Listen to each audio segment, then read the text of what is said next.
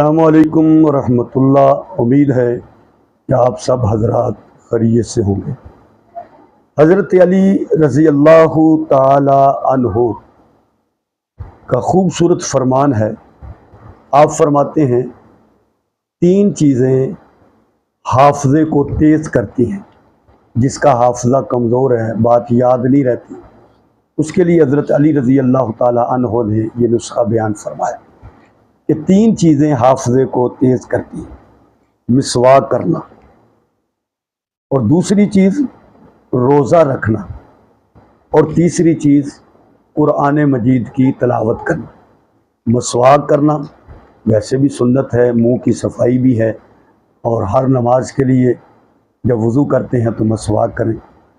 روزے کا رکھنا، حضرت علی رضی اللہ تعالیٰ عنہ کثرت سے روزے رکھتے تھے، بہت زیادہ روزے رکھتے تھے، اور